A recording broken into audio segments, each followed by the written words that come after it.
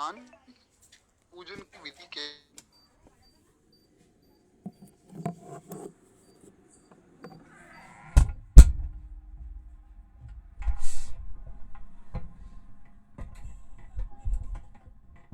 और कल का जो चौथा अध्याय है, कल की जो कथा होगी उसमें भी हमें जो है इस प्रकार से भगवान की प्रसन्नता के लिए कार्तिक में क्या क्या नियम लिए जाते हैं वो सुनने को मिलेगा। तो ये कथाएं बहुत विशेष हैं, थोड़ी सावधानी से सब लोग सुने। एक बार प्रेम से बोलिए भक्त वत्सल भगवान की जय। थोड़ी सी नेटवर्क की दिक्कत हो सकती है, इसीलिए थोड़ा आप लोग मेरे साथ बने रहिएगा। राजा पृथु और नारद जी का संवाद चल रहा था, हमने जैसा कि कथा में सुना। तो राजा पृथु ने फिर आगे प्रश्न किया कि हे मुने, आपने कार्तिक और माघ मास में स्नान का महान फल बताया।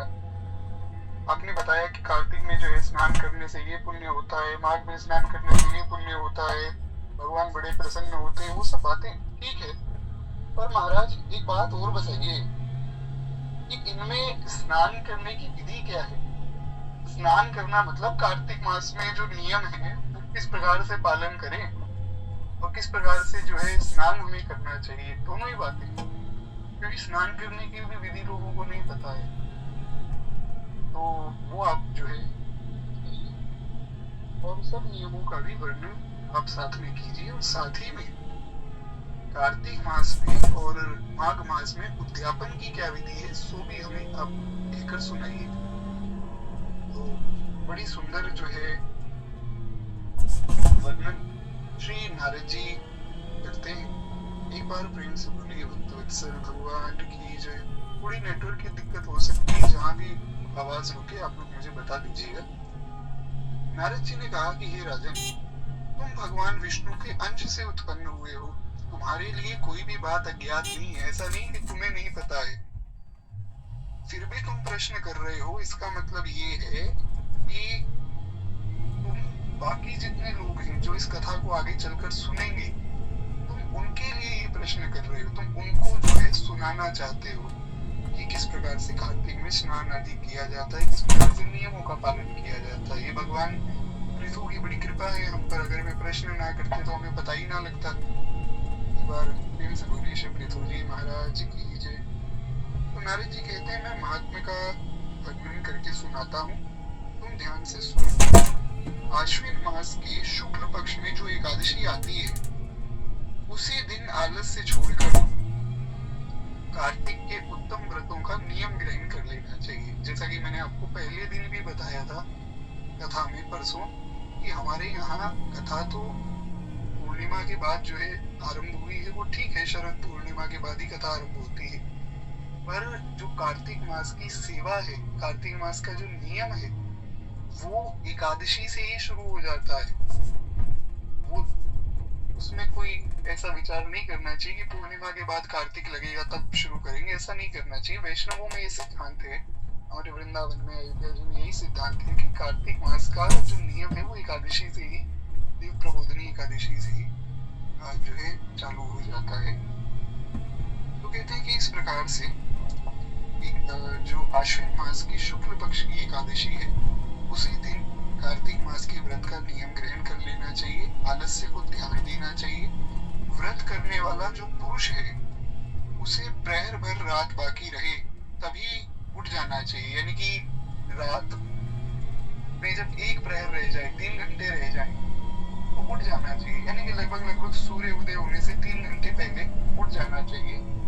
फिर उठकर जल सहित लोटा लेकर गांव से बाहर जो है नेत्रकोण की ओर जाए। अब यहाँ जो वर्णन आया है वो आज के समय में संभव नहीं है, क्योंकि यहाँ वर्णन पौराणिक है, पुराणों के अनुरूप है। आज तो सब मॉडर्न जो है टॉयलेट्स है, मॉडर्न बाथरूम है, और सबका रहने सहने का ढंग अलग अलग है। फिर भी कथा की मर्यादा के लिए हमें सुनना चाहिए।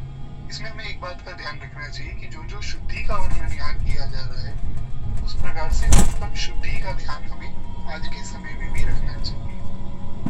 कहते हैं कि अब यहाँ कुछ बहुत विस्तार की आवश्यकता है नहीं, तो एक बार हम लोग केवल सावधानी से सुन लें। कहते हैं वो जो व्यक्ति है हो जावे। फिर जो है दिन और संध्या के समय उत्तर दिशा की ओर मुंह करके तथा रात को दक्षिण दिशा की ओर मुंह करके मल मूत्र का त्याग करे। ये भी बड़ी विशेष विधि है। हमारे यहाँ हर चीज की एक विधि है। किस ओर मुख करके सोना है, किस ओर मुख करना है, किस ओर मुख करके मलमूत्र का त्याग करना है, यहाँ तक जो है विधियां बताई गई। ये ठीक है, डीप लेवल की साइंस होगी हमारे शास्त्रों में। आजकल बहुत से लोग कहते हैं कि अरे इस बात का साइंटिफिक क्या प्रूफ है। तो कितनी डीप लेवल की साइंस होगी जो आज का मनुष्य सोच भी नहीं सकता है। जैसे भोजन करते हैं तो दक्षिण की तरफ मुख करके भोजन कभी नहीं करना चाहिए, निषिद्ध है। कौन इस बात का विचार करता है? जहाँ बैठ गए जो मिल गया महाराज तुरंत खा लिया। ना तो भोजन की पवित्रता का विचार किया, ना अपनी पवित्रता का विचार किया, ना भगवान को अर्पित किया, ना दिशा का किया। केवल बस जानवरों की तरह आते जा रहे। ये बात मैं नहीं कह रहा हूँ, ये बात कह रहे कि आज का जो मनुष्य है वो पशुओं के समान हो गया है। जैसे पशु है, एक जानवर है, वो भोजन जो दिख गया वो पा लिया, ऐसे मनुष्य पा रहा है। इसलिए भगवान को अर्पित करके इन सब बातों का विचार करके भोजन करना चाहिए। हर कार्य में ही विचार करना चाहिए। और कुछ भी समझ ना आवे तो फिर भगवान का स्मरण करके उस कार्य को करना चाहिए। एक बार प्रेम से बोलिए भक्तवत्सल भगवान की जय। तो कहते हैं कि सबसे पहले वो मनुष्य जनेऊ दाहिने कान पर चढ़ा ले। जो जनेऊ धारण करते हैं उनके लिए ये सब नियम बताए जाते हैं। और उसके बाद भूमि को तिनके से ढककर अपने मस्तक को वस्त्र से आच्छादित कर ले। और शौच के समय मुख को यत्न पूर्वक मूंदे रखे, ना तो थूके और ना ही मुंह से ऊपर को श्वास खींचे।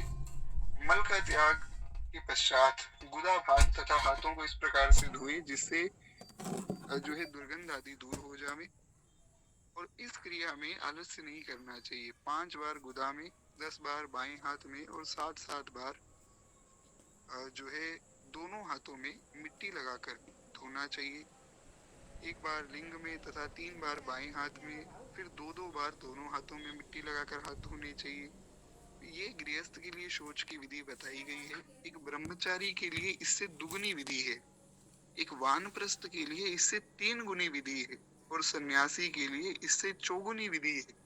यानी कि जहाँ एक गृहस्थ को बताया गया कि पहले तुम बाएं हाथ को 10 बार धो, फिर दोनों हाथों को 7 बार धो, यानी कि लगभग पहले बाएं हाथ को आपने 10 बार धोया, फिर 14 बार दोनों हाथों को धोया। तो अब जो ब्रह्मचारी है वो 20 बार बाएं हाथ को धोएगा। वानप्रस्थी जो है 30 बार बाएं हाथ को धोएगा, और सन्यासी 40 बार बाएं हाथ को धोएगा, और 28 56 बार अपने दोनों हाथों को धोएगा। इतनी शुद्धि सोचिए एक सन्यासी की हो, और हम जाकर महाराज सीधा संतों के चरणों में अगर पड़ जावें तो ये अपराध है। किसी भी संत के चरणों का स्पर्श उनकी बिना आज्ञा के नहीं करना चाहिए, क्योंकि वे बड़े पवित्र हैं। और हम जो है किसी भी अवस्था में जाकर उनको छू लें, ये अच्छी बात नहीं है। इसलिए थोड़ा सा इन सब मर्यादाओं का ध्यान रखना चाहिए। कहते हैं रात को दिन की अपेक्षा आधे शौच का नियम बताया गया है, यानी कि इससे आधा नियम करना चाहिए। रास्ता चलने वाले व्यक्ति के लिए, एक स्त्री के लिए और शूद्र के लिए भी आधे शौच का ही विधान है। जितने पवित्रता का विधान यहाँ बताया गया एक पुरुष के लिए, उसका आधा विधान बताया गया एक स्त्री के लिए। कहते हैं शौच कर्म से हीन पुरुष समस्त क्रियाएं उसकी निष्फल हो जाती हैं। बड़ी आवश्यक बात, जो शुद्धि का पवित्रता का विचार नहीं करता उसकी सारी क्रियाएं ही निष्फल हो जाती। कुछ भी करते रहो बेटे, करते रहो, यज्ञ हवन दान पुण्य कुछ भी करते रहो, अगर शौच क्रिया से तुम विहीन हो, पवित्रता से शुद्धि से विहीन हो, और इस विधि से शुद्धि नहीं करते हो, तो फिर सब क्रियाएं निष्फल हैं। जो अपने मुंह को अच्छी तरह साफ नहीं रखता, उसके उच्चारण किए हुए मंत्र ही निष्फल हो जाते हैं। इसीलिए प्रयत्न पूर्वक दांत और जीभ की शुद्धि करनी चाहिए। ऐसा नहीं कि कुछ भी खा लिया, कभी भी खा लिया, फिर आचमन भी नहीं किया, ऐसा नहीं करना चाहिए। जैसा अभी दास ने निवेदन किया, ये पशु का स्वभाव है। और बारंबार जो है मुख को छू रहे हैं, बारंबार कानों को छू रहे हैं, तो इन सब बातों का विचार करना चाहिए। गृहस्थ पुरुष किसी दूध वाले वृक्ष की 12 अंगुली लकड़ी लेकर दातुन करे। जैसा मैंने बताया कि ये सब नियम पुराणों के अनुरूप हैं। आज के समय में इन सब नियमों को ज्यों का त्यों पालन नहीं किया जा सकता है, पर हाँ, शुद्धि जो जो यहाँ बताई जा रही है उसको अगर आप सावधानी से सुनकर अपनी शुद्धि का ध्यान रखें तो वो शास्त्र अनुरूप जो है क्रिया होगी। तो इसलिए थोड़ा सावधानी से इस सब कथा को सुनना चाहिए। एक बार प्रेम से बोलिए भक्त वत्सल भगवान की जय। कहते हैं कि एक उत्तम पुरुष को चाहिए कि दूध वाले वृक्ष की 12 अंगुली लंबी लकड़ी लेकर उसका दातुन करे। किंतु यदि घर में पिता की शय्या तिथि या कोई व्रत हो, ये तो उस दिन जो है दातुन नहीं करना चाहिए। दातुन करने से पहले वनस्पति देवताओं से प्रार्थना करनी चाहिए। अच्छा, एक मैं और भी बात यहाँ बता देता हूँ, अभी याद आई है कि जो लोग भी YouTube पे भी सुन रहे हैं और जो लोग यहाँ भी सुन रहे हैं, एक प्रश्न हमेशा आता है कि भैया एकादशी का व्रत हम करते हैं या कोई भी व्रत करते हैं तो उस दिन फिर जो है टूथपेस्ट आदि तो यूज नहीं कर सकते, क्योंकि यहाँ बताया गया दातुन का प्रयोग नहीं करना है, तो क्या करें? तो 16 कुल्ला करके मुख की शुद्धि होती है, ऐसा पद्म पुराण में ही एक जगह दास ने पढ़ा था। तो इसका भी वर्णन आता है। हालांकि ऐसा शास्त्रों का नियम है कि भोजन करने के बाद तो 16 कुल्ला करना ही चाहिए, नित्य ही। पर जिस दिन आप व्रत आदि हो उस दिन भी इस नियम का पालन कर सकते हैं। तो खैर, कहते हैं कि दातुन लेने से पहले वनस्पति देवताओं से प्रार्थना की जाए। ऐसा नहीं कि दातुन के लिए लकड़ी तोड़ ली, तो भगवान की सेवा के लिए तुलसी माता को चयन कर लिया। तुलसी चयन के पहले भी तुलसी देवी को प्रणाम किया जाता है। गंगा जी में स्नान करने जावे तो उससे पहले गंगा जी को स्नान प्रणाम किया जाता है। अरे महाराज, कहाँ तक कहा जाए, सुबह जब कोई उठता है तो उठकर अपने बेड से, अपने बिस्तर से नीचे जब पाँव हम रखते हैं उसमें भी प्रणाम की विधि है। हमारे यहाँ कितना सुंदर व्यवस्था है सनातन धर्म की। आप देखिए कि जब कोई उठकर अपने शैया से नीचे पांव रखेगा तो पांव रखने से पहले धरती माता को प्रणाम करेगा। समुद्र वसने देवी पर्वत स्तन मंडले विष्णु पत्नी नमस्तुभ्यं पाद स्पर्शम क्षमस्व मे। हे समुद्र वसने देवी, समुद्र ही जिनका वस्त्र बने हुए हैं, पर्वत ही जिनके स्तन हैं, विष्णु पत्नी नमस्तुभ्यम, जो भगवान विष्णु की पत्नी है, हे माँ पृथ्वी, हम आपको अपने चरणों से स्पर्श करने जा रहे हैं, इस अपराध के लिए हमें क्षमा करें। और फिर जो है जमीन पर पांव रखना चाहिए उठने के बाद। ये व्यवस्था है हमारे यहाँ सनातन धर्म की। तो खैर, एक बार प्रेम से बोलिए भक्त वत्सल भगवान की जय। भगवान ही तो धर्म का स्वरूप है। रामो विग्रहवान धर्मा। वाल्मीकि जी ने कहा राम तो धर्म का चलता फिरता विग्रह है। तो इसी प्रकार से दातुन तोड़ने से पहले भी वनस्पतियों को प्रार्थना करनी चाहिए कि हे वनस्पति, आप मुझसे आयु, बल, यश, तेज, संतति, पशु, धन, ब्रह्म ज्ञान और स्मरण शक्ति आप मुझे प्रदान करें। इस मंत्र का उच्चारण करके दातुन तोड़ना चाहिए, फिर दांत साफ करना चाहिए। फिर प्रतिपदा, अमावस्या, नवमी, षष्ठी, रविवार और चंद्रमा और सूर्य के ग्रहण के दिन, इन दिनों में दातुन नहीं करना चाहिए। आज भी ऐसे बहुत से लोग हैं जो दातुन का प्रयोग करते हैं। तो अगर कोई सुन रहा हो तो मैं एक बार पुनः बता देता हूँ। प्रतिपदा, प्रतिपदा मतलब बिल्कुल पहला दिन, अमावस्या या पूर्णिमा के बाद। तो प्रतिपदा, अमावस्या, नवमी, षष्ठी, रविवार, चंद्रमा या सूर्य के ग्रहण के दिन दातुन नहीं करना चाहिए। कहते हैं व्रत और श्राद्ध के दिन भी लकड़ियों की दातुन करना मना है। उन दिनों जल के 12 कुल्ले करने से मुख शुद्धि का विधान है। अब देखिए, जैसा मैंने अभी आपको बताया कि मैंने जो पढ़ा वो 16 कुल्ले करने का विधान पढ़ा, यहाँ पर 12 का विधान आया है। तो इस प्रकार से किया जा सकता है किसी भी व्रत में, क्योंकि व्रत आदि में बड़ी शुद्धि का विचार होता है। और जो लोग एकादशी का व्रत करते हैं उनको तो टूथपेस्ट आदि का प्रयोग करना ही नहीं चाहिए। वैसे बहुत से प्रश्न आते हैं बारंबार, तो जो लोग भी कथा को सुन रहे हैं वो इस कथा के माध्यम से जान सकते हैं। कहते हैं कांटेदार वृक्ष, कपास, सिंधुवार, पलाश या बरगद या रेड़ या दुर्गंध युक्त वृक्षों की लकड़ी से दातुन करना मना है। फिर स्नान करने के पश्चात भक्ति परायण एवं प्रसन्न चित्त होकर चंदन, फूल और तांबुल आदि पूजा की सामग्री लेके भगवान विष्णु या भगवान शिव के मंदिरों में जाए। बड़ी विशेष बात, भगवान हरि और हर में अभेद बताया गया है इस महात्म्य में। कार्तिक मास के पूरे महात्म्य में हम आगे बहुत विस्तार में इसको सुनेंगे, भगवान हरि और हर में किस प्रकार से अभेद है। तो कहते हैं भगवान विष्णु या भगवान शिव के मंदिर में स्नान करने के पश्चात जाए और तांबूल, फूल, चंदन आदि सब पूजा की जो सामग्री है वो लेकर जाए। पूजा की सामग्री एक जगह एक साथ लेकर बैठनी चाहिए, बार बार नहीं उठना चाहिए पूजा में। जो जो सामग्री चाहिए पहले ही पता होना चाहिए कि हमें ये पूजा में सामग्री चाहिए, तो वो लेकर बैठना चाहिए। ये भी शास्त्र का नियम है। फिर कहते हैं कि वहां भगवान को पृथक पृथक पाद्य अर्घ्य आदि उपचार अर्पण करे, फिर भगवान की स्तुति करे, फिर भगवान को नमस्कार करे, फिर गीत आदि मांगलिक उत्सवों का प्रबंध करे। खूब सुंदर जो है भगवान के सामने गान करना चाहिए। तो अब देखिए, एक एक बात और मैं निवेदन कर दूं। हम लोग जो है बड़े दिन तो खैर क्या हुए, 2 दिन हुए अभी तो कार्तिक मास की कथा शुरू हुए, और 2 दिन से हम लोग विचार बारंबार कर रहे हैं कि कमल नेत्र स्तोत्र जो है कथा के बाद हम पढ़ेंगे। भगवान जाने क्या लीला है।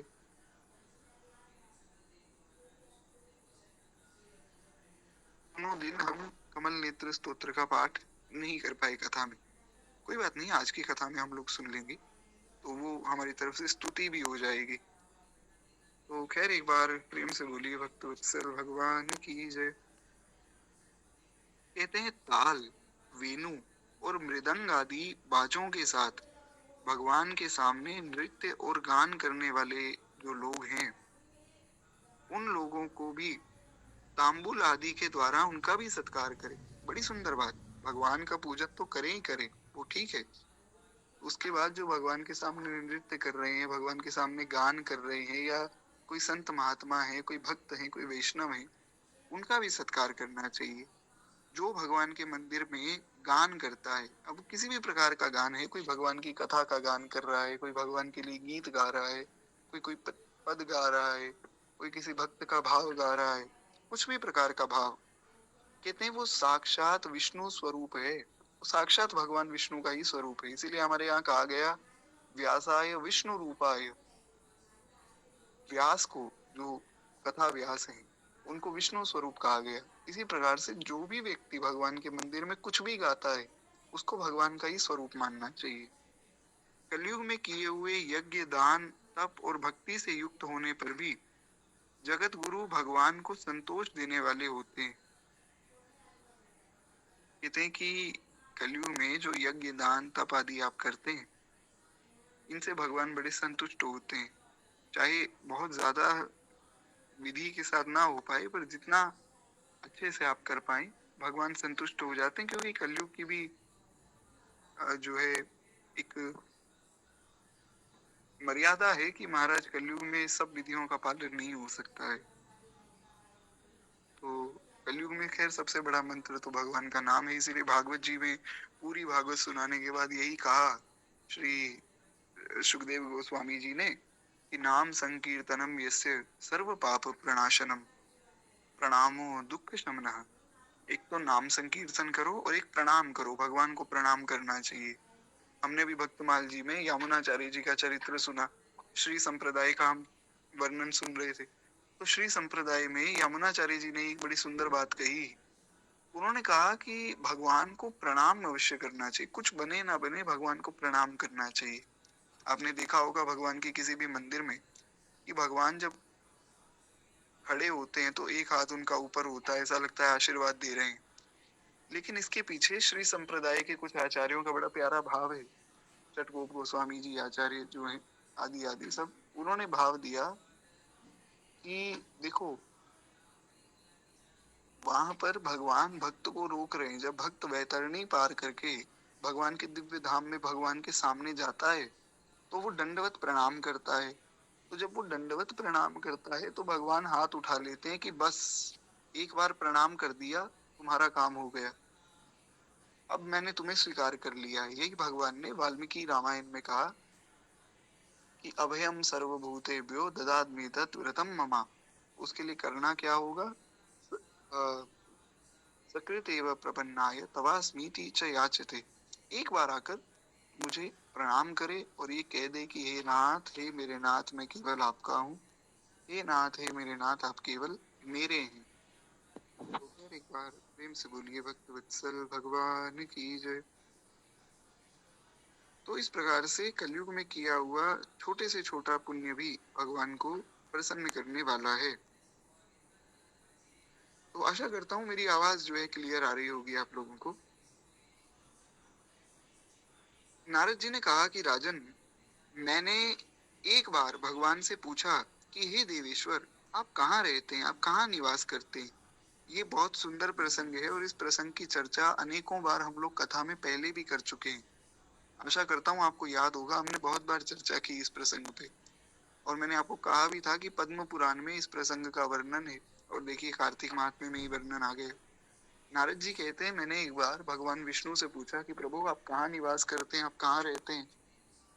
तो भगवान ने कहा कि नाहं वसामि वैकुंठे योगिनां हृदयेन च मद्भक्ता यत्र गायन्ति तत्र तिष्ठामि नारद। कहते हैं कि हे नारद, भगवान ने कहा कि नारद, ना तो मैं वैकुंठ में निवास करता हूँ और ना ही योगियों के हृदय में रहता हूँ।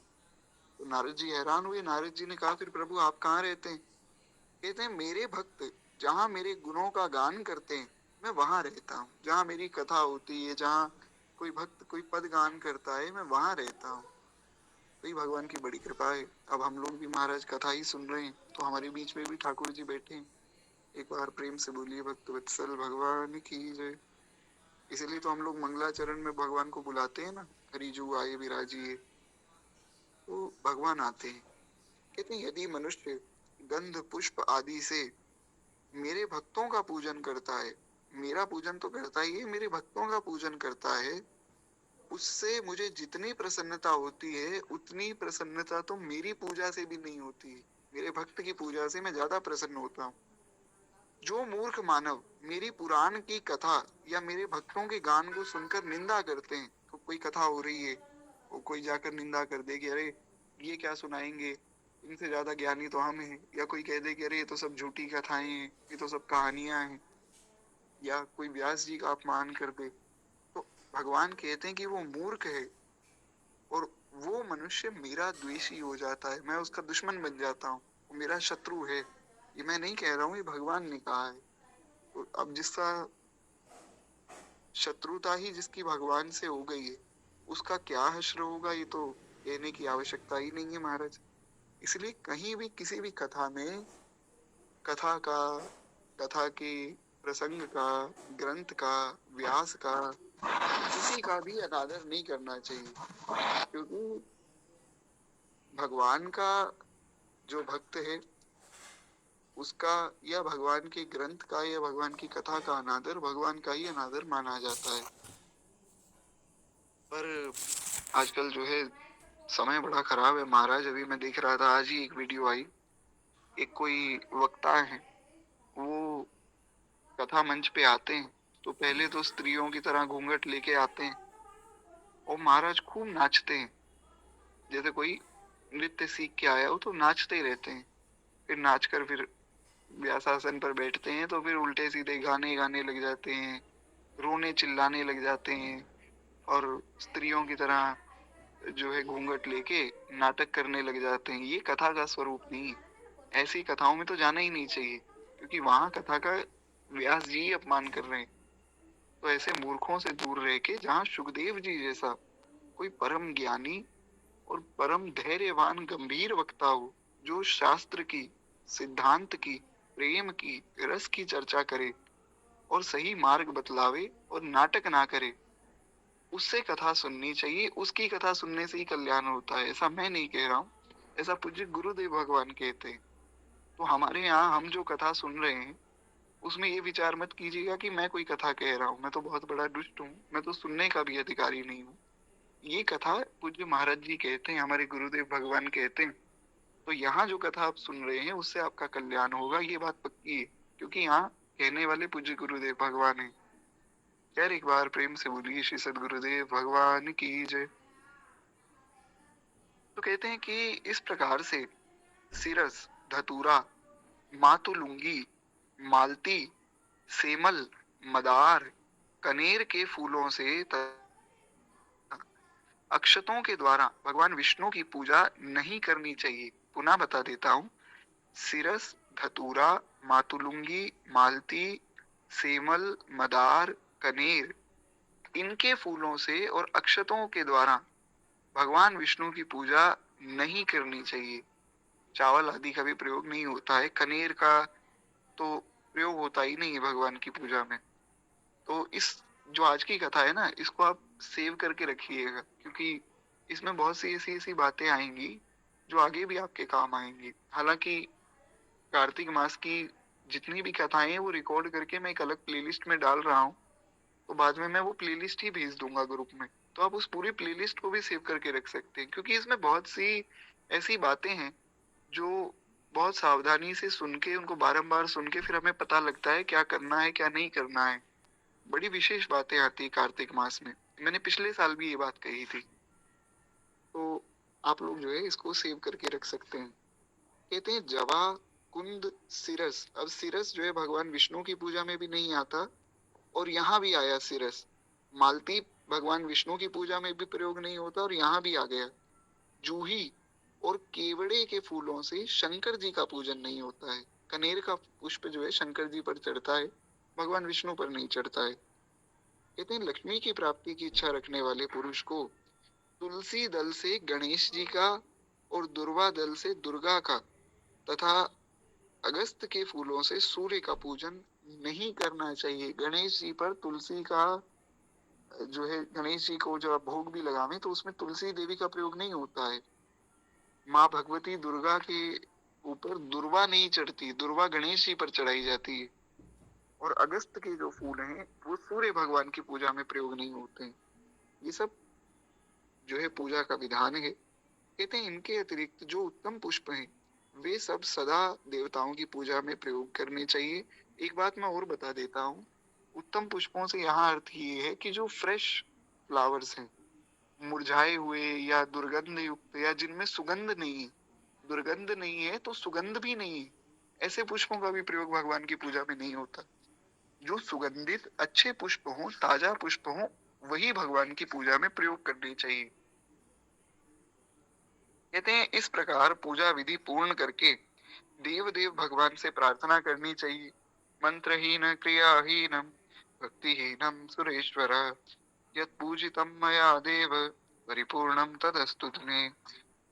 ऐसे भगवान से प्रार्थना करनी चाहिए कि हे देवेश्वर, हे प्रभु, हे नाथ, हे देव, मेरे द्वारा किए गए आपके पूजन में जो भी मंत्र, जो भी विधि या जो भी भक्ति की कहीं कमी हो गई, कहीं न्यूनता हो गई, कहीं कुछ गलती हो गई, तो हे प्रभु आप जो है उस न्यूनता को कृपा करके पूर्ण कीजिए। कुछ मुझसे गलती हो गई तो मुझे क्षमा कीजिए और मेरी पूजा को आप पूर्ण कीजिए। ऐसी भगवान से प्रार्थना करनी चाहिए। तदंतर जो है प्रदक्षिणा करके दंडवत प्रणाम करना चाहिए। और भगवान विष्णु की 4 प्रदक्षिणा होती है, गणेश जी की 3 प्रदक्षिणा होती है, माँ भगवती की 1 प्रदक्षिणा की जाती है, भगवान शंकर की आधी प्रदक्षिणा की जाती है, और सूर्य भगवान की 7 प्रदक्षिणा होती है। अब इसका वर्णन यहाँ तो नहीं है, पर मैंने वैसे ही बता दिया, कभी आपको प्रदक्षिणा करनी हो मंदिर की तो इस प्रकार से की जा सकती है। भगवान विष्णु के मंदिर की 4 प्रदक्षिणा करनी चाहिए, या कम से कम 2 तो करनी ही करनी चाहिए। कई लोग 1 प्रदक्षिणा करते हैं, हाथ जोड़ते हैं, जय हो महाराज, और निकल जाते हैं। गलत बात है, अपराध है। मंदिर में, भगवान के मंदिर में 4 प्रदक्षिणा करनी चाहिए। और शंकर जी की पूरी प्रदक्षिणा नहीं होती, शंकर जी की जलेहरी से जलेहरी तक और फिर वापस घूम जाना चाहिए। तो ये सब विधान है, इनको जानना चाहिए, क्योंकि इनसे जाने अनजाने में अपराध बनते हैं। एक बार प्रेम से बोलिए भक्त वत्सल भगवान की जय। इसलिए कार्तिक मास की कथा का बड़ा लाभ होता है वैष्णव को, क्योंकि बाकी भगवान की लीलाएं तो हम सुनते ही रहते हैं, नित्य ही सुनते हैं, राम लीला, कृष्ण लीला आदि, पर ये सब विधि विधान को भी जानना चाहिए, क्योंकि इस विधि विधान को जब आप समझेंगे तभी तो फिर पूजा में अच्छे से सब काम हो पाएगा। और कहीं कुछ फिर भी कमी रह गई तो वो तो भगवान पूर्ण करेंगे ही।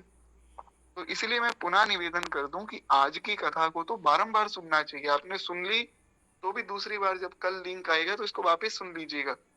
कल की जो कथा होगी जिसमें कार्तिक मास के नियम है उसको भी 2-3 बार सुनना चाहिए।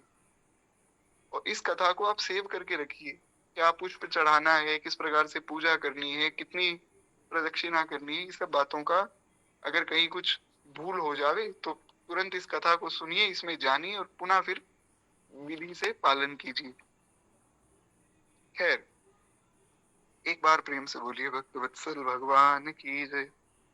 तो कहते हैं इस प्रकार से भगवान को फिर दंडवत प्रणाम करके, प्रदक्षिणा करके, फिर भगवान से त्रुटियों के लिए क्षमा मांग के फिर जो है गायन करना चाहिए। वो गायन करके फिर पूजा संपन्न हो जाती है। जो इस कार्तिक की रात्रि में, कार्तिक मास की रात्रि में मतलब कार्तिक की हर एक रात्रि में विष्णु अथवा शंकर जी की भली भांति पूजा करते हैं।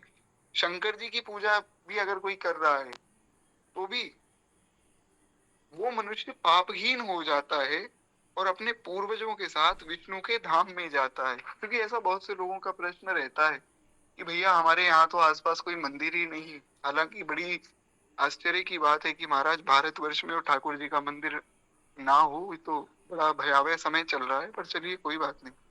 पर अगर आपको शिव जी का मंदिर मिलता है ना तो कोई बात नहीं, शिव जी के मंदिर में जाके पूजा कर लेनी चाहिए। और पूजा अवश्य करनी चाहिए भगवान की, क्योंकि पूजा करने वाला, कार्तिक मास में पूजा करने वाला और रात्रि में जागरण करने वाला, रात्रि में कीर्तन करने वाला और रात्रि में भी पूजा जो व्यक्ति करते हैं वे भगवान विष्णु के धाम में जाते हैं, इसमें कोई संशय नहीं। नारद जी ने कहा कि हे राजन, जब 2 घड़ी रात की बाकी रह जाए, 2 घड़ी मतलब 48 मिनट, 1 घड़ी 24 मिनट की होती है, तो 2 घड़ी रात की बाकी रह जाए तब तिल, कुश, अक्षत, फूल और चंदन आदि लेकर पवित्रता पूर्वक जलाशय के तट पर जाना चाहिए। जलाशय कोई नदी, कोई कुंड आदि, उसके तट पर जाना चाहिए। मनुष्य का खुदवाया हुआ पोखरा हो या कोई देव कुंड हो या कोई नदी हो, उसके पास जाना चाहिए। उसका संगम हो, वहां भी जा सकते हैं। इनमें से कोई भी हो, कोई भी जलाशय हो, वहां जाकर फिर इनमें उत्तरोत्तर 10 गुने पुण्य की प्राप्ति होती। वहां जाकर अगर आप स्नान करते हैं, पूजा करते हैं, तो वहां 10 गुने पुण्य की प्राप्ति होती है। इसलिए नदियों को बड़ा पवित्र माना गया। नदियों के पास बैठकर अगर आप जो है भगवान की पूजा कर रहे हैं या किसी नदी के सामने बैठकर आप मंत्र जप रहे हैं ना, गुरु मंत्र या नाम जप कर रहे हैं, तो उसका अनंत गुना फल मिलता है। तुलसी महारानी के सामने बैठकर नाम जप करेंगे तो उसका फल भी अनंत गुणित हो जाता है। ऐसा ही वर्णन शास्त्रों में आया कि अगर कोई भगवान के मंदिर में जाकर भगवान की माला जपता है, मान लीजिए किसी ने नियम ले लिया कि मैं 21 माला भगवान के नाम की जपूंगा, जो भी नाम प्रिय हो, नारायण नारायण जपूंगा, तो वो 21 माला का जो पुण्य है, जो घर में बैठ के जपेगा और एक मंदिर में भगवान के सामने बैठकर जपेगा या किसी नदी के किनारे बैठकर जपेगा या तुलसी महारानी के सामने या गौ माता के सामने बैठकर जपेगा, तो उसका पुण्य अनगिनत हो जाता है। उस पुण्य को गिनना, उस पुण्य का मूल्य लगाना संभव नहीं, बहुत बढ़ जाता है पुण्य। तो वही बात यहाँ बताई गई। कहते हैं तथा तीर्थों में स्नान करे तो फिर अनंत फल माना गया है। तीर्थों में भी जप आदि करने का, स्नान करने का, पूजन करने का अनंत गुणित फल है। कहते हैं तत्पश्चात भगवान विष्णु का स्मरण करना चाहिए और स्मरण करके स्नान का संकल्प करे। ये संकल्प करना चाहिए कि हे प्रभु, मैं कार्तिक मास में पूरे महीने स्नान करूंगा, आपकी कथा सुनूंगा, आपका नाम कीर्तन करूंगा, आपके भक्तों का संग करूंगा, दीप दान करूंगा, आदि आदि जो भी संकल्प आप करना चाहें वो सब संकल्प करना चाहिए। कल की कथा में हम लोग सुन लेंगे कि किस प्रकार से जो है कार्तिक मास के नियम है, तो वो कल हमें पता लग जाएंगे क्या क्या संकल्प करना है। और कल की कथा भी शाम को होगी, सुबह नहीं होगी। परसों की कथा शायद सुबह हो, वो मैं आप लोगों को बता दूंगा। खैर, तो स्नान का संकल्प करना चाहिए कि पूरे महीने हम इस प्रकार से स्नान करेंगे तथा तीर्थ आदि के देवताओं को क्रमशः अर्घ्य आदि निवेदन करना चाहिए। जो भी किसी तीर्थ में अगर आप गए हैं, मान लीजिए आपने सोचा कि चलो काशी जाके काशी में इस बार चातुर्मास्य करेंगे या कार्तिक मास का व्रत काशी में करेंगे, तो काशी जो तीर्थ है उसके देवता कौन है? उसके देवता है भगवान विश्वनाथ। तो भगवान शंकर को, भगवान विश्वनाथ को प्रणाम करना चाहिए, अर्घ्य आदि निवेदन करके उनका भी पूजन करना चाहिए। फिर भगवान विष्णु को अर्घ्य देते हुए फिर सुंदर जो है मंत्रों का पाठ करना चाहिए। भगवान पद्मनाभ को नमस्कार है। जल में शयन करने वाले श्री नारायण भगवान को नमस्कार है। ऋषिकेश आपको बारंबार नमस्कार है। ये अर्घ्य आप ग्रहण कीजिए। हे जनार्दन, हे देवेश, लक्ष्मी सहित हे दामोदर, मैं आपकी प्रसन्नता के लिए कार्तिक में प्रातः स्नान करूंगा। हे प्रभु, हे देवेश्वर, आपका ध्यान करके मैं इस जल में स्नान करने के लिए उद्यत हुआ हूँ। अगर आप किसी नदी के पास खड़े हैं तो भगवान से ऐसी प्रार्थना करें, हे दामोदर, आपकी कृपा से मेरे पाप नष्ट हो जाएं, ऐसी मैं प्रार्थना करता हूँ। तत्पश्चात श्री राधा सहित, श्री सीता सहित या श्री लक्ष्मी सहित भगवान का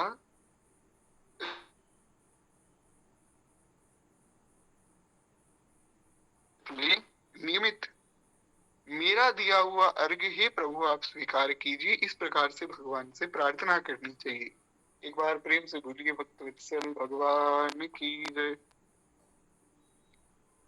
तो कहते हैं इसके बाद व्रत करने वाला पुरुष भागीरथी, श्री विष्णु, श्री शिव, सूर्य, इनका स्मरण करके नाभि के बराबर जो है जल में खड़ा हो जाए और विधि पूर्वक स्नान करे।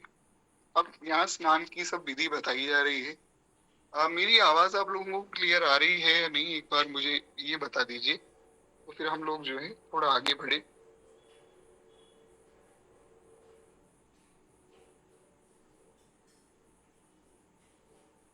मेरी आवाज नहीं आ रही है क्या आप लोगों को?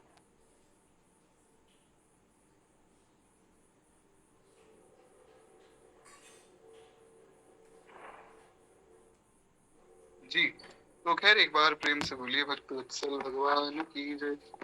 अरे महाराज, ऐसे सब लोग गायब मत हो जाइए। ठीक है, आप लोग कथा सुन रहे हैं, कुछ काम भी कर रहे होंगे संग में, पर थोड़ा एक्टिव रहिए। क्या है, नेटवर्क की बड़ी दिक्कत है, तो मुझे पता नहीं लगेगा कि आप लोग सुन भी पा रहे हैं या नहीं। तो खैर इस प्रकार से जो है नाभि पर्यंत विधि पूर्वक स्नान करना चाहिए। गृहस्थ पुरुष को तिल और आंवले का चूरन लगाकर स्नान करना चाहिए। वनवासी जो व्यक्ति है, यानी कि जो सन्यासी है, वनवासी सन्यासी को तुलसी के मूल की मिट्टी लगानी चाहिए। तुलसी जी का जो गमला है या कहीं भी तुलसी जी विराजमान है तो उनके मूल की मिट्टी सन्यासी को लगानी चाहिए, उससे स्नान करना चाहिए। सप्तमी, अमावस्या, नवमी, द्वितीया, दशमी और त्रयोदशी, इन दिनों में आंवले के फल और तिल के द्वारा स्नान करना निषिद्ध है। सप्तमी, अमावस्या, नवमी, द्वितीया, दशमी और त्रयोदशी, आंवले या तिल से इन दिनों में स्नान नहीं करना चाहिए। पहले मल स्नान करे, अथवा अर्थात पहले शरीर को खूब मलकर उसका मैल छुड़ाए, उसके बाद फिर मंत्र स्नान करे। किसी भी पवित्र नदी में स्नान करने जाते हैं तो ऐसा नहीं कि सीधा महाराज सुबह उठे और जो है सीधा नदी में कूद गए, ऐसा नहीं होता है। पहले नहा धोकर जाना चाहिए, फिर जो है उस नदी को, जिस भी नदी में आप जा रहे हैं वहां उनको प्रणाम करके, भगवान को प्रणाम करके फिर मंत्रों से नदियों में स्नान करना चाहिए। अपने शरीर को नदी में नहीं धोना चाहिए, ये पाप है। और जब नदी में आप स्नान करें तो शरीर को पहुंचना भी नहीं चाहिए, गीले शरीर में ही बाहर आकर वस्त्र को अपने ऊपर ओढ़ लेना चाहिए और नाम जप करना चाहिए। इस प्रकार से ये है नदी में स्नान की विधि। कहते हैं स्त्री और शूद्र को वेदों के मंत्र से स्नान नहीं करना चाहिए, क्योंकि स्त्री और शूद्र को वेद के मंत्र बोलने का, पढ़ने का अधिकार ही नहीं है। उनको पुराणों के मंत्र का प्रयोग करना चाहिए। और जो द्विजाति हैं, जो उपनयनधारी हैं, वो वैदिक मंत्र से स्नान करें। व्रती पुरुष अपने हाथ में पवित्रक धारण करके फिर मंत्रों का उच्चारण करें। क्या मंत्र है वो तो मैं यहाँ नहीं कह सकता हूँ, क्योंकि मैं खुद जो है वेदों में अधिकृत नहीं हूँ, अभी उपनयन नहीं हुआ है। पर हम लोग उसका भावार्थ सुन लेते हैं। एक बार प्रेम से बोलिए भक्त वत्सल भगवान की जय। कहते हैं जो पूर्व काल में भक्ति पूर्वक चिंतन करने पर देवताओं की क्रिया की सिद्धि करने के लिए 3 स्वरूपों में प्रकट हुए तथा जो समस्त पापों का नाश करने वाले हैं, वे भगवान विष्णु यहाँ कृपा पूर्वक मुझे पवित्र करें। भगवान विष्णु की आज्ञा प्राप्त करके श्री कार्तिक का व्रत करने के कारण यदि मुझसे अगर उसमें कोई त्रुटि हो गई, कोई गलती हो गई, या आगे मुझसे कोई गलती हो जावे, क्योंकि अभी कार्तिक मास का तो आप नियम ले रहे हैं ना, अभी तो शुरू कर रहे हैं, तो अगर प्रभु मुझसे कोई गलती हो जाए तो उसके लिए समस्त देवता और हे नारायण आप मुझे क्षमा करें, और इंद्र आदि देवता मुझे पवित्र करें।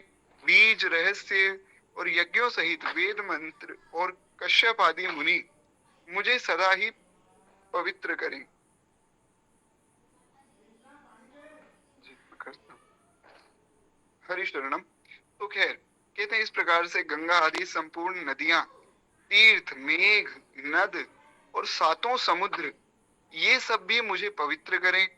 अदिति आदि पवित्राएं और यक्ष सिद्ध नाग एवं त्रिभुवन की औषधियां और त्रिभुवन के जितने भी पर्वत हैं वे सब मुझे पवित्र करें। स्नान के पश्चात विधि पूर्वक देवता ऋषि मनुष्य, मनुष्य यानी कि सनकादिक भगवान जो हैं, देवता ऋषि सनकादिक तथा पितरों का तर्पण करें। और कार्तिक मास में पितृ तर्पण के समय जितने तिलों का उपयोग किया जाता है, बड़े ध्यान से सुनिएगा, कार्तिक मास में अगर कोई तर्पण करता है, जितने तिल का प्रयोग उस तर्पण में करता है, उतने ही वर्षों तक उसके पितृ स्वर्ग लोक में निवास करते हैं। इसके पश्चात जल से बाहर निकलकर व्रती मनुष्य को पवित्र वस्त्र धारण करने चाहिए, शरीर को पोंछना नहीं चाहिए, मैंने आपको पहले ही बता दिया। तो मनुष्य को पवित्र वस्त्र धारण करने चाहिए। प्रातः कालोचित नित्य कर्म करके, जो भी नियम है आपका नित्य का, वो सारा कर्म करके फिर भगवान का पूजन करना चाहिए। और उसके बाद जो है भक्ति से भगवान में मन लगाकर तीर्थों तथा देवताओं का स्मरण करते हुए पुनः गंध पुष्प और फल से युक्त अर्घ्य का निवेदन करना चाहिए और कहना चाहिए कि हे भगवान, मैं कार्तिक मास में स्नान का व्रत ले रहा हूँ, और हे प्रभु, विधि पूर्वक मैंने स्नान कर लिया है, मेरे दिए हुए अर्घ को आप जो है श्री राधा जी के सहित स्वीकार करें, ऐसी मेरी प्रार्थना है। इसके बाद जो है वेद विद्या के पारंगत ब्राह्मणों का गंध पुष्प और तांबूल के द्वारा ब्राह्मण का पूजन करना चाहिए, क्योंकि भगवान ने कहा कि तेनर प्राण समान मम जिनके द्विज पद प्रेम। भगवान ने कहा जो ब्राह्मण के चरणों में भक्ति रखता है, ब्राह्मण के चरणों में प्रेम रखता है, वो मुझे मेरे प्राणों के समान प्रिय है। ये भगवान का वचन है। कहते हैं इस प्रकार से फिर ब्राह्मण का पूजन करना चाहिए, बारंबार उनके चरणों में मस्तक झुकाकर उनको प्रणाम करना चाहिए। और ब्राह्मण के दाहिने पैर में संपूर्ण तीर्थों का निवास होता है। ब्राह्मण का जो दाहिना पैर है, यानी कि राइट जो पैर है ब्राह्मण का, उसमें संपूर्ण तीर्थों का निवास माना गया। ब्राह्मण के मुख में वेद का और ब्राह्मण के पूरे शरीर में देवताओं का निवास माना गया, क्योंकि गौ और ब्राह्मण एक ही हैं, एक ही कुल के हैं। जो गौ माता है, गौ माता के भी पूरे शरीर में देवताओं का निवास है। इसी प्रकार से ब्राह्मण भी उतना ही पवित्र है। गो, ब्राह्मण और अग्नि, इन तीनों को परम पवित्र माना गया हमारे यहाँ शास्त्रों में। इसलिए आप देखें, जब माँ सीता की, श्री किशोरी जी की जो परीक्षा हुई है, अग्नि परीक्षा, तो वे अग्नि में ही उन्होंने परीक्षा दी, क्योंकि अग्नि परम पवित्र है। और किसी को इतना अधिकार नहीं कि वो श्री किशोरी जी के स्वरूप का स्पर्श कर ले। तो अग्नि ने पुत्र भाव से श्री किशोरी जी का स्पर्श किया है। तो कहते हैं इस प्रकार से समस्त अंगों में ब्राह्मण के देवता निवास करते हैं, अतः ब्राह्मण के पूजन करने से इन सब की पूजा हो जाती है। आजकल सबसे ज्यादा जो है द्वेष ही लोग ब्राह्मण और गाय से कर रहे हैं, इसलिए आप देखिए इतना बुरा हाल हुआ पड़ा है समाज का। अभी एक व्यक्ति हैं, उनकी मैं पोस्ट पढ़ रहा था, बड़ी सुंदर उन्होंने पोस्ट लिखी। बोले कि इस देश का जो प्रधानमंत्री है वो चतुर्थ वर्ण का है, देश की जो राष्ट्रपति महोदया है वे एक माता जी है, एक स्त्री है, ये भी चतुर्थ आश्रम की है, और जो देश के प्रमुख न्यायालय के प्रमुख व्यक्ति हैं वे एक बुद्धिस्ट हैं, कन्वर्टेड व्यक्ति हैं। तो जिस देश में वर्ण व्यवस्था से शासन तंत्र चलता था, उसमें जब सारे ही काम उल्टे हो रहे हैं तो देश कैसे आगे बढ़ेगा। लोग कहते हैं कि हम विश्व गुरु बनेंगे, ऐसे कोई विश्व गुरु नहीं बन सकता है। जब तक धर्म का पालन नहीं होगा तब तक विश्व गुरु भारत नहीं बन सकता है। तो ये समझना चाहिए कि वेद का, ब्राह्मण का और गाय का आदर होना बड़ा आवश्यक है। तो खैर कहते हैं इसके पश्चात हरि प्रिया, जो भगवान की सबसे प्रिया है, श्री तुलसी जी, उनका पूजन करना चाहिए। प्रयाग में स्नान करने, काशी में मृत्यु होने और वेदों का स्वाध्याय करने से जो फल प्राप्त होता है वो सब फल श्री तुलसी जी के पूजन से ही मिल जाता है। एक बार प्रेम से बोलिए श्री तुलसी महारानी की जय। बड़ी महिमा है महाराज तुलसी जी की, और इसलिए तो तुलसी की कंठी गले में धारण करते हैं कि जब हम स्नान करें तो हम जो है पवित्र हो जावे, जब कुछ पावे तो वो अमृत हो जाए। यही तो तुलसी कंठी का भी महत्व है। और जब व्यक्ति की मृत्यु होती है, भगवान कहते हैं कि अगर कुछ भी ना हो उसके पास, केवल मस्तक पे उर्ध्व पुंड्र तिलक है और गले में तुलसी है, तो उस व्यक्ति को मैं स्वीकार करता हूँ। ये भगवान का वचन है। खैर एक बार प्रेम से बोलिए श्री तुलसी महारानी की जय।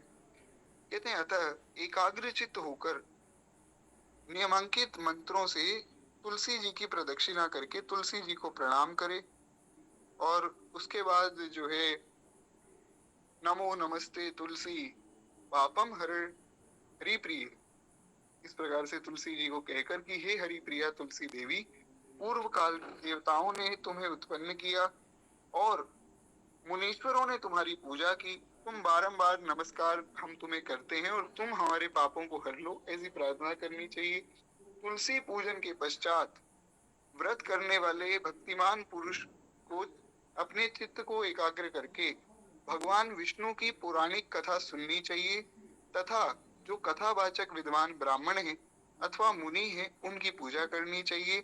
जो मनुष्य भक्ति युक्त होकर पूर्वोक्त संपूर्ण विधियों का भली भांति पालन करता है वह अंत में भगवान नारायण के परम धाम को जाता है, इसमें कोई संदेह नहीं। जो इन सब नियमों का पालन करता है वो भगवान के जिस धाम में जाने के बाद पुनः आना नहीं पड़ता है। तो एक बार प्रेम से बोलिए भक्तवत्सल भगवान की जय। तो ये सब जो है कार्तिक मास में स्नान आदि करने की विधि है। नियम क्या क्या है वो हम कल की कथा में सुनेंगे। अभी हम लोग केवल 2 मिनट कमल नेत्र स्तोत्र का जो है श्रवण कर ले। कल की कथा भी शाम को 7 बजे ही होगी जैसा मैंने आप लोगों को बताया, और परसों की कथा का समय मैं आपको कल बता दूंगा। श्री कमल नेत्र कटि पीतांबर अधर मुरली गिरधरम मुकुट कुंडल करल कुटिया सांवरे राधे वरम फूल यमुना धेनु आगे सकल गोपियन मनहरम पीत वस्त्र गरुड़ वाहन चरण सुख नित सागरम करत केल कील निस दिन कंज भवन उजागरम अजर अमर अडोल निश्चल पुरुषोत्तम अपरापरम भज दीनानाथ दयालु गिरधर कंस हिरणांकुश हरम फूलमाल विशाल लोचन अधिक सुंदर केशवम बंसीधर वसुदेव चलियो बलि चलियो हरि वामनम जल डूबते गज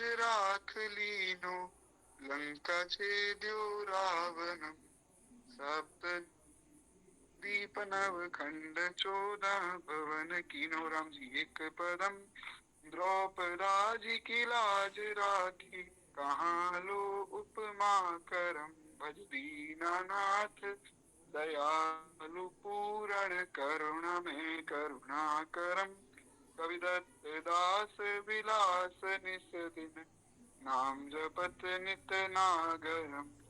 प्रथम गुरु जी के चरण बंदो, यस्य ज्ञान प्रकाशितम। आदि विष्णु जुगादि ब्रह्मा, सेवते शिव शंकरम। श्री कृष्ण केशव कृष्ण यदुपति केशवम। श्री राम रघुवर राम रघुवर राघवम। श्री राम कृष्ण गोविंद माधव वासुदेव हरि वामनम। मत्स्य कच्छ वराह नरसिंह, पाई रघुपति पावनम। मथुरा में केशव राय विराजे, गोकुल बाल मुकुंद जी। श्री वृंदावन में मदन मोहन, गोपीनाथ गोविंद जी। धन्य मथुरा धन्य गोकुल, जहाँ सियापति अवतरे। धन्य यमुना को नीर निर्मल, ग्वाल बाल सखावरे। नवनीत नागर करत निरंतर, शिव विरंचि मन मोहितम। कालिंदी तट करत क्रीड़ा,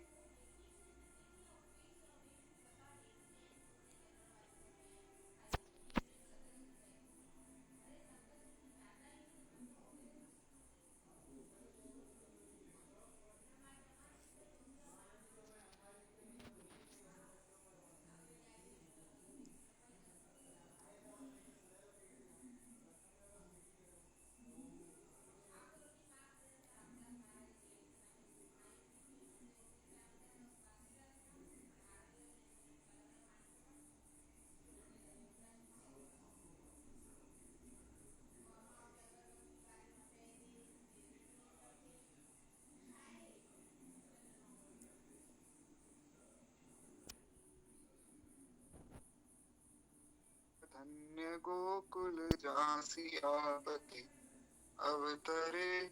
धन्य यमुना को नीर निर्मल, दयाल सखावरे। नवनीत नागर करत निरंतर, शिव विरंचि मन मोहितम। कालिंदी तट करत क्रीड़ा, बाल अद्भुत सुंदरम। ग्वाल बाल सब सखा बिराजे, संग राधे भामिनी। वंशी वट तट निकट यमुना, मुरली की टेर अवनी। वज्राधे रघुवंश उत्तम, परम राजकुमार जी। सीता के पति भगत निस मन, जगत प्राण आधार जी। जनक राजा पर राख्यो, धनुष बाण चढ़ावही। सती तो सीता नाम जाके, श्री रामचंद्र परणामहि। जन्म मथुरा खेल गोकुल, नंद के हरि नंदनम। बाल लीला पतित पावन, देवकी वसुदेवकम। श्री कमल श्री कृष्ण कलिमल हरण, जाके जो भजे हरि चरण को। भक्ति अपनी देव माधव, स्वामी श्री भवसागर के तरण को। धन्य मथुरा